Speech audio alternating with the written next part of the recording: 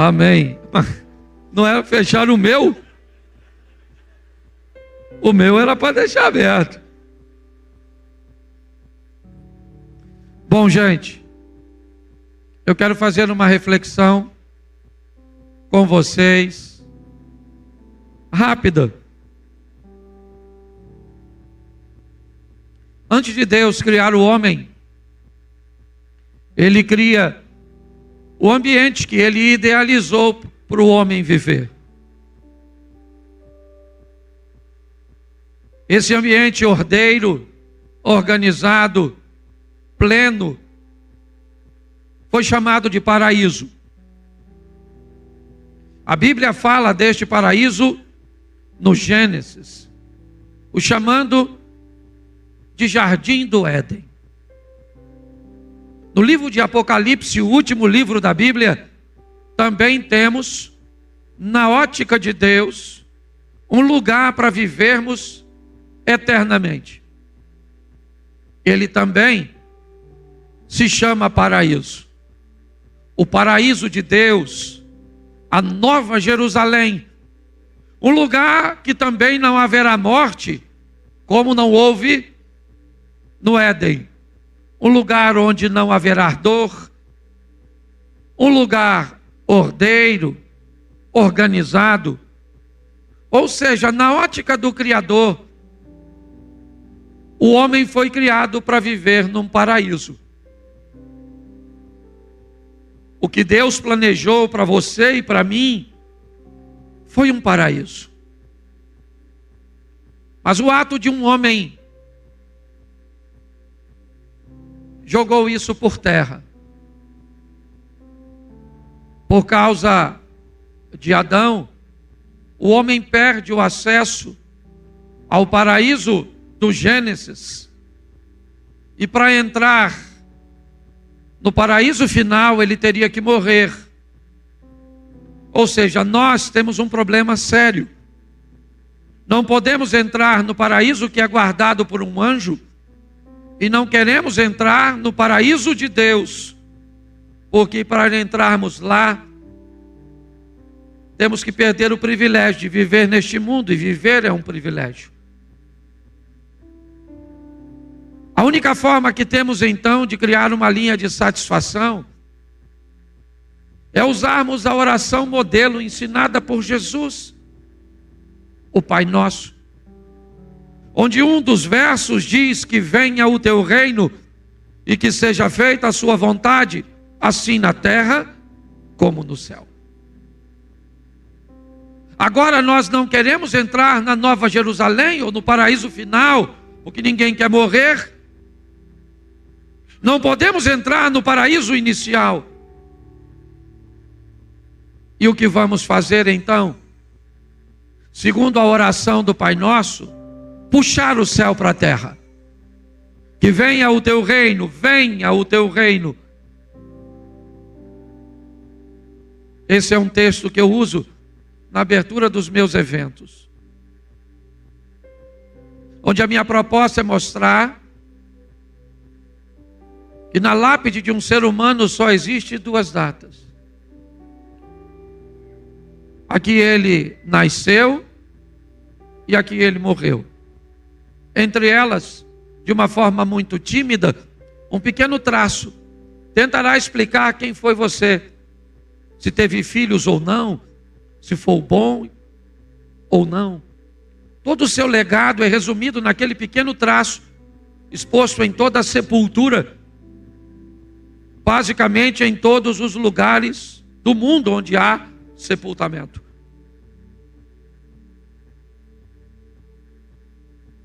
Pois bem, se a proposta de Deus é um paraíso, nós não temos como entrar lá, porque um homem jogou tudo isso fora. Seu nome é Adão. E agora como vamos fazer? Quem vai poder nos redimir? Um sacerdote. Alguém comissionado por Deus para oferecer um sacrifício,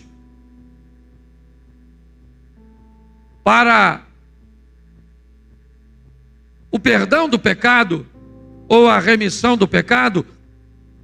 Para que isso aconteça, o sangue vai ter que ser derramado.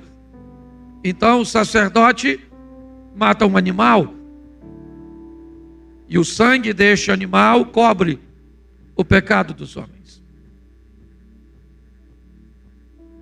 Mas o sacerdote precisaria primeiro oferecer um sacrifício por si mesmo, para que então tivesse habilitado a oferecer pelo povo. Mas com o tempo, os sacerdotes se corromperam. E agora não há mais condições de ninguém entrar neste paraíso. A porta foi fechada. Então alguém precisa tomar uma decisão. E esse alguém é Deus, que vai entregar seu filho para morrer. Ele vai ser o sacerdote, ele vai ser o sacrifício, ele vai cumprir tudo. E como a Bíblia diz, se o pecado entra por um homem, tem que sair por um homem. Se o pecado entra por um homem nascido de mulher, ele precisa sair de um homem nascido de mulher. Para nós não há muita importância. Provavelmente Jesus não nasceu em dezembro. Essa é uma junção de um imperador que se converte. E por causa disso, para harmonizar as coisas num ambiente que tinha mais a ver com política do que com fé, a data estabelecida foi essa. E nós comemoramos a data do nascimento do nosso Salvador. E as crianças brincaram hoje nos contando histórias, falando a respeito de nossa cultura. E eu não sei se você observou, mas no final elas brincaram como seria se ele tivesse nascido na Índia, como seria se ele tivesse nascido no Canadá, como seria se tivesse nascido na Lua. Me parece que a ideia é mostrar que ele nasceu para morrer por todos. Seja você alguém de uma aldeia indígena, seja você um célebre astronauta numa nave no espaço. Que possamos, mais do que vivermos isso, deixarmos registrado no coração de nossas crianças. Porque o Evangelho de Cristo nos ensina a honrar os nossos idosos, nos ensina a respeitar aqueles que construíram com muita dificuldade, com muitas limitações, estradas cujas quais nós caminhamos hoje com facilidade. Um evangelho que nos ensina a respeitar pessoas que têm escolhas diferentes de nós, situações cujas quais nós temos muita dificuldade de entender e de explicar, coisas que para nós são muito obscuras, mas o evangelho me ensina a respeitar alguém que senta nessa cadeira vestido de uma forma diferente de nós, se comportando de forma diferente de nós. Mas esse Cristo, ele morreu por todos nós, sendo nós ainda pecadores. Hoje temos que conviver com grandes escândalos, envoltos em ambientes religiosos. Homens maus, corruptos, enganadores, verdadeiros lobos vestidos em pele de ovelhas. Vemos todos os dias a igreja sendo manchada por um escândalo, seja ele financeiro, seja ele sexual, escandaloso. E tudo isso me parece ter um propósito: o não reconhecimento da entrega do homem que precisa ser salvo a Cristo, o Salvador. Nós lutamos contra isso todos os dias. Estamos longe de sermos perfeitos. Abrimos as nossas portas com todas as nossas limitações, com a proposta de que alguém encontre o Salvador que um dia encontramos. Eu encontrei com ele há 32 anos atrás. Eu não sei há quanto tempo você encontrou. Mas desde que eu me encontrei, eu tento apresentá-lo a outras pessoas. Em encontros aqui na igreja, em postagens em redes sociais, em programas de televisão, com héteros, homos, pobres, ricos, cultos ou indoutos. Um dia, a morte chegará para todos nós. Por mais que as pessoas te amem, o lugar mais longe que ela irá no dia do sepultamento é a porta do túmulo. Dali, ninguém vai com você, a não ser aquele que venceu a morte. Nós precisamos nos preparar a cada dia para vencermos o mau exemplo das pessoas, para nos agarrarmos à nossa fé e entendermos que a Bíblia é um livro de fé. É interessante você ir ao Egito, visitar o Museu do Cairo, ver a tumba de um faraó egípcio, um dos mais famosos, se não o mais famoso, Tut, ou Tutankhamon. Ver a cama que ele dormia, o sandália que ele calçava, a carruagem que ele usou. Algumas peças de mais de 3.000 anos de um faraó egípcio. Você vai a Israel, não tem um objeto de Jesus. Não tem uma cadeira, não tem uma mesa, não tem uma taça que ele bebeu. Tem de César, mas não tem de Cristo. Ele poderia nascer rico, mas não queria deixar vestígios para que pessoas usassem como amuletos, como até hoje alguns veneram pedaços da suposta cruz espalhados pelo mundo. Mas ele não queria isso. Ele queria que nós, sem termos nada, para pegarmos na mão, para acreditarmos que ele existe, porque ele não quer estar na sua mão, ele quer estar no seu coração.